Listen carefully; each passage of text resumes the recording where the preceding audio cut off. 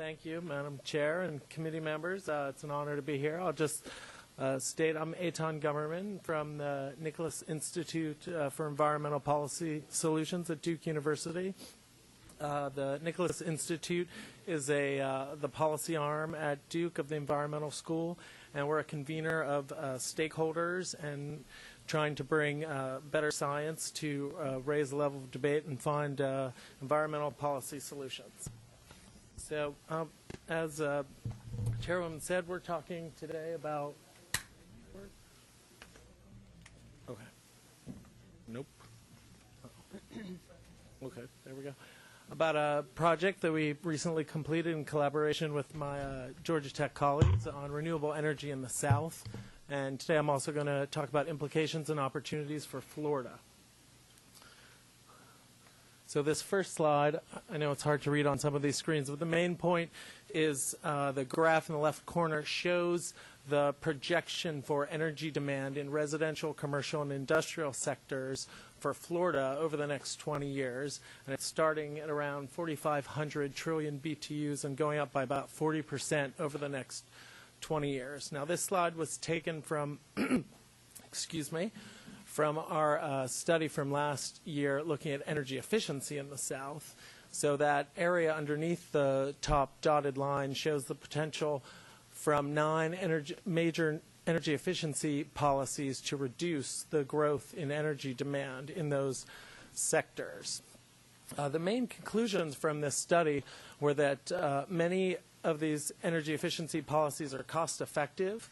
They can reduce energy bills, increase water savings, lead to jobs, and potentially change energy growth over the next 20 years in the South to being about flat. Now, you can see from that chart that in Florida it's still growing, and that's due to mostly demographic issues, just the demographic projection in Florida. In particular, related to Florida, our study found, and you can see, I know it's small print, so I'll call some of these out, the energy bill change for natural gas and electricity is projected to go down with this suite of energy efficiency policies by up to $9 billion in 2030, with an investment of about $740 million in 2030.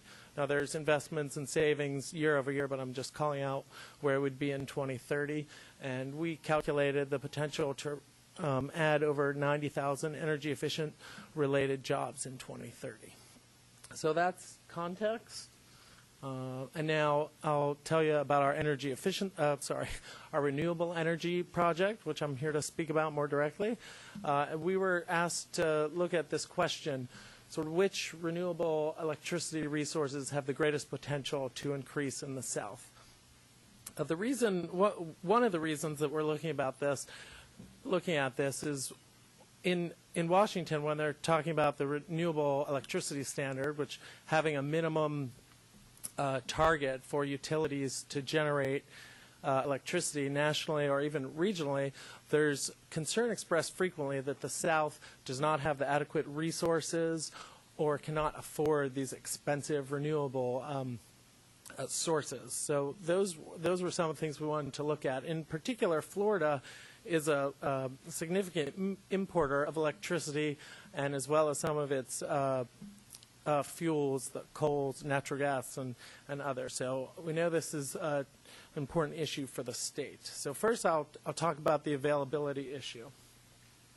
This slide is from the National Renewable Energy Lab showing the biomass resource across the country. And the main point is blue and pink, I guess it looks pink up there, are counties that have the largest biomass resource availability, and the gray ones have the lowest.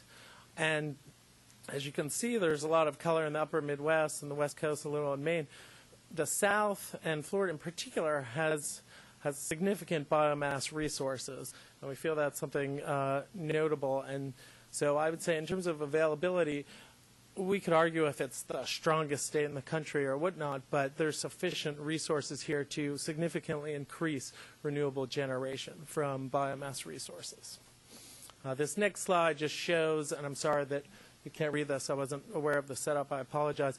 Those are southern states that were in our study on the on the vertical axis, and Florida's at the bottom. It's circled, showing current, or from 2 years ago, how much consumption for biomass power is being generated currently in Florida. And you can see it far exceeds other states in the South. And I think currently Florida has almost 1,000 megawatts of biomass capacity. Is that right? Mm-hmm. So now I'm going to turn to I'm just highlighting two of the fuels. I know we don't have a lot of time, so biomass and photovoltaic solar resources. So once again, you can see the resource. Let me apologize. If you're following along in the packet that we handed out, we have we have a long presentation tomorrow that we prepared, about 35 slides, and we were told we should cut it down to 15 minutes. So I apologize. All these slides should be in there, though, and they're not in the same order. So hopefully if you can see here, or if you ask me, I can slow down and we can get you great. Okay. So the solar resource is strongest in the desert Southwest, but if you can look at Florida has the best solar flux in the Southeast, and its resource is actually about 85% as much as any of the other states in the Southwest. So the photovoltaic solar resource in Florida is significant. Once again, it's not necessarily the best in the country, but it is very strong. So now I will try and keep it very short, but I want to tell you what we did to get to our analysis. This was an analytic evaluation. We used the Department of Energy's NEMS model, which stands for the National Energy Modeling System. This is the official energy model of the United States government, and the Department of Energy puts out the annual energy outlook every year with this, and they also perform energy analyses for congressional legislation. We use this tool. We do scenario analysis, so we compare what would happen in business as usual or a reference case in the future, and then compare that to if we had a policy scenarios with supportive renewable legislation and public support behind renewables, what would we expect to find? So that's how we set up our analysis. Business as usual versus supportive public policy and public support behind renewables. So this slide here, you don't have to absorb all of it, but I wanted to show you across the top is the range of fuels that we looked at, and we have wind and biomass and hydro and many of the renewables on the left. But we also looked at some of the renewable fuels that are more commonly associated on the customer side. So direct solar photovoltaics on your roof, combined heat and power for industrial processes, hot water heating at the home, things like that. And the four rows represent the various assumptions and policies that we implement for our policy scenario, which henceforth I'll call expanded renewables. So the assumptions that we took were to do updated technology assessments for things like wind and hydro based on new expert assessments by the national labs and other experts in these fields for things like wind, as well as revised cost estimates for future. How quickly will costs come down? Is it going to be slow, rapid? Because of all that sorts of things. And then we assumed that with this public support, there would be extensions of things like either federal or local tax credits, so maybe investment tax credit for things like biomass and for home solar and things like that, as well as an investment in research and development, which would lead to improving technology. And so those four rows indicate which policies were associated with which technology. So the results of this study, and this gets to one of the other core questions, was, so are renewables too expensive for the South? Is it affordable? You're probably not surprised that I'm going to say that we felt that renewables can compete on cost. Now, these bars on the left in green are the renewable bars. The sort of pink-red ones on the right are the costs for new fossil fuels. So those costs for nuclear and coal are between 6 and 10 cents per kilowatt hour. And you can see the renewable prices have wide ranges, and that's because this study looked at 20 years. And costs are different in different parts of the South and in different years, and when costs come down over time. But you can see, except for utility scale solar, which is a little high right now, we're seeing most of the other technologies that we looked at can compete. And the least cost biomass option, the lowest on that third green bar, is co-firing coal with biomass. Thank you. And just, did you have a question? That's fine. I just want to be clear, when you have this this chart, you're looking at this over 20 years. You think that utility scale solar still stays that gap still remains over the 20-year period? This is based on the cost estimates that we use from the Department of Energy. Okay. So, yes, with that caveat. Madam Chair? And the customer side solar also receives a 30% investment tax credit, which the utility scale solar does not. So there is a little built-in difference in policy incentive. Yes, Senator Fasano. Thank you, Madam Chair. In regards to nuclear, the cost that you have up there, is that inclusive of the building of the nuclear power plants? Or is Yes. It is, everything?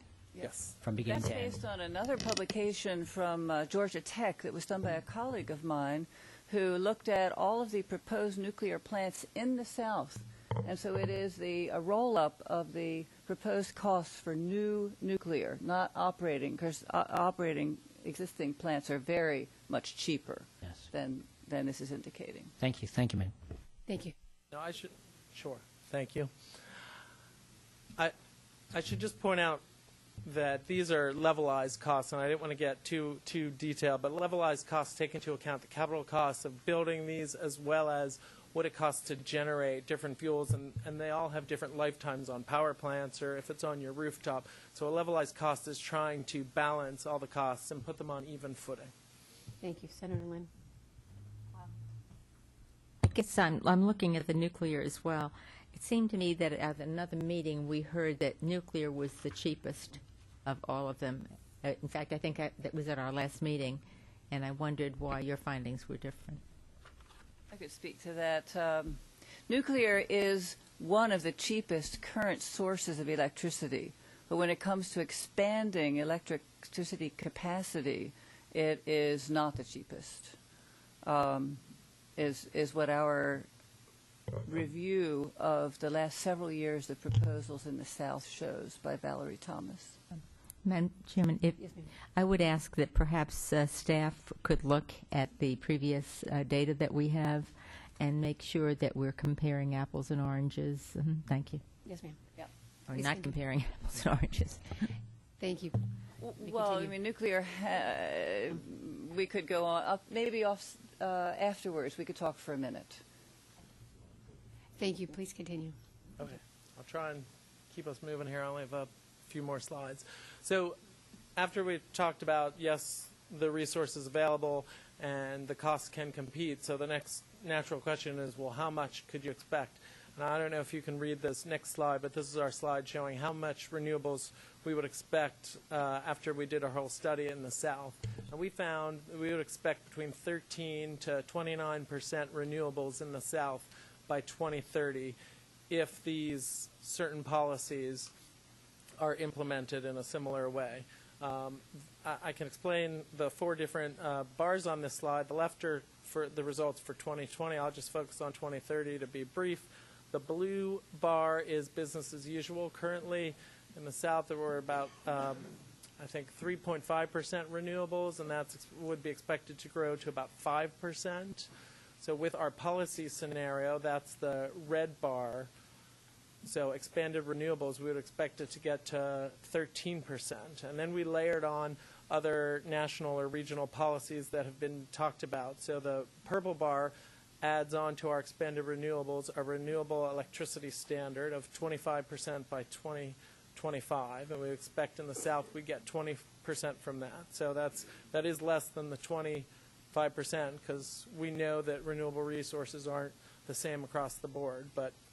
And then the orange bar was probably more interesting last year when we were talking more about a potential cap and trade in Washington or a tax on carbon, but that's when we were doing this study. So it was a little more interesting back then, and we showed that with a price on carbon, it sort of gives renewables an easier way to compete on cost, and we'd reached about 29% renewables in the South. So this next slide is a little complicated, but the one thing I'll emphasize, and I'll let my colleague Dr. Brown speak, is that we feel, unlike many other studies, that customer-owned renewables aren't talked about enough. And so we wanted to emphasize in this slide that customer-owned renewables are a big part of the potential for renewables in the South. In fact, the definition of what is renewable is hotly debated across not only the U.S. but internationally.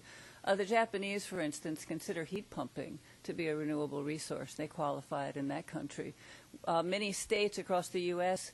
qualify combined heat and power, which is cogeneration of electricity at industrial plants, putting the waste heat that's recovered to work in a turbine or generator to produce electricity. That is some of the cheapest new electricity additions that a utility could seek out.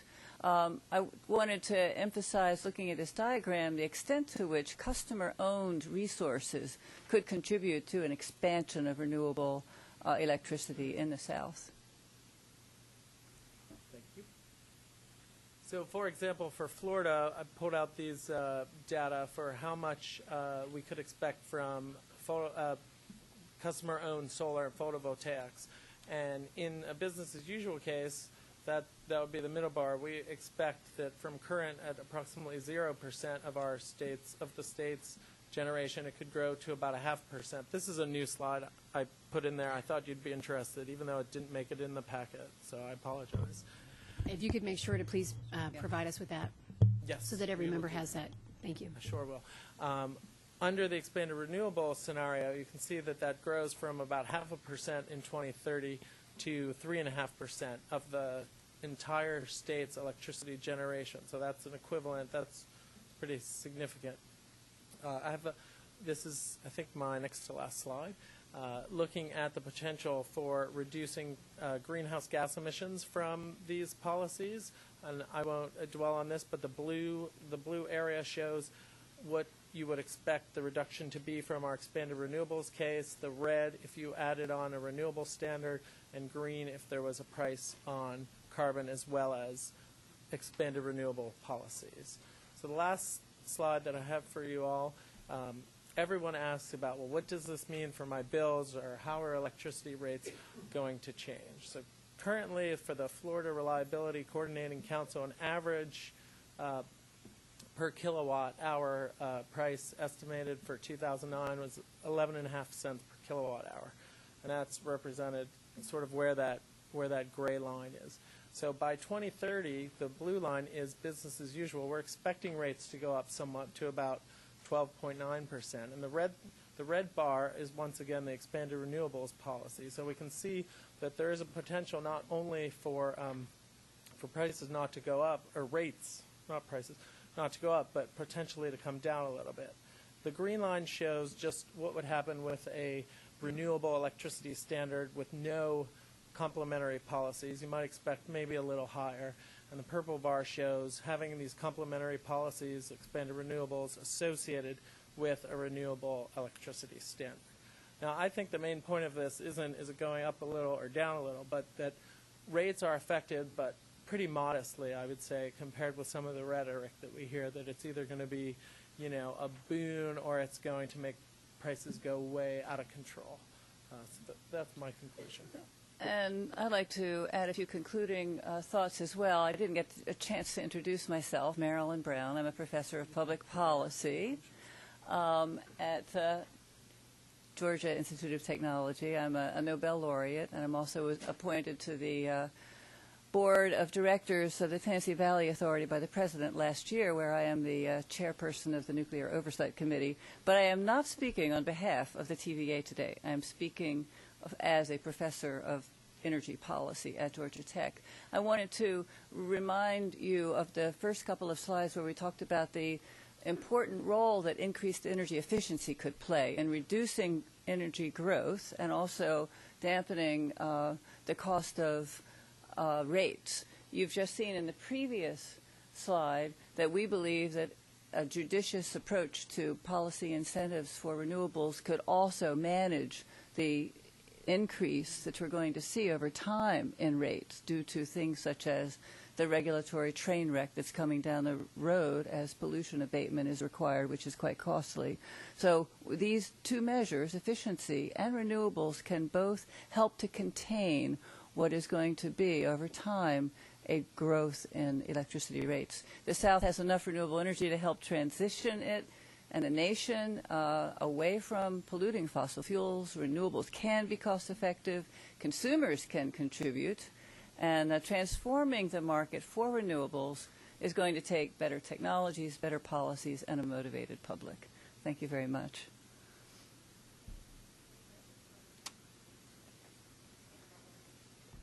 Ms. Brown, have you gone over all of the incentives we do have on our books? I mean, we give bioenergy. I know that we have a very good grant program for bioenergy, and in the special session we dealt with solar energy incentives, and so we do have a lot of incentives. Have you any idea how much fossil fuel is used in Florida? Because with this disarray in the world right now, that might become more expensive, and the whole thing might be out of whack.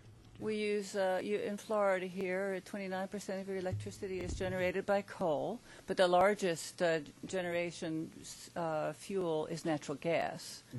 We have looked at the renewable policies in Florida, and as is true in many states, they come and go. And I understand there's an energy bill which will reinstate some of the incentives that have retired. And an important aspect of an effective policy environment is continuity.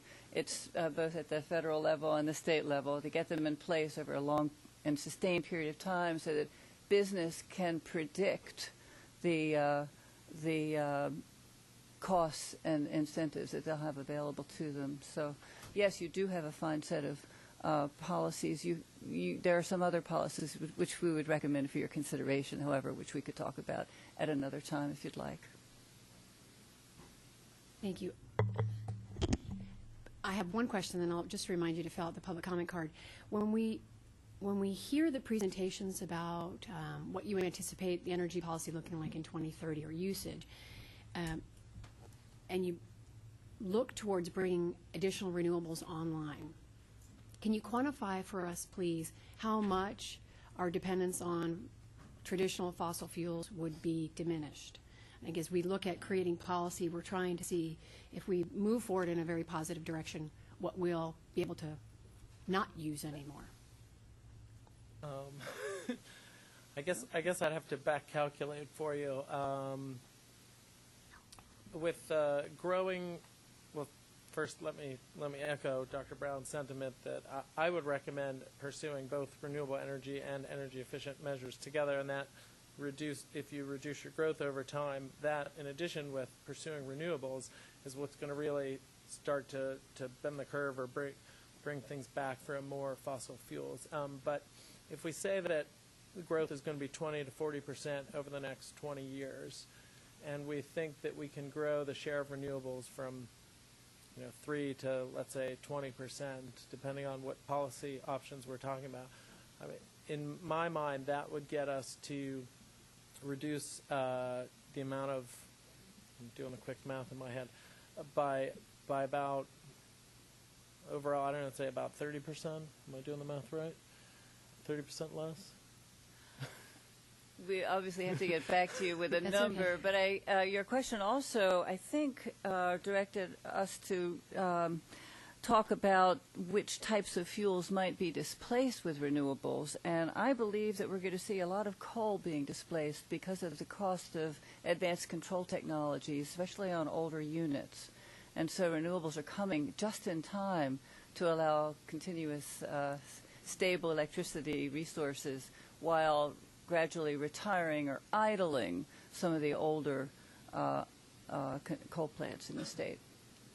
Thank you.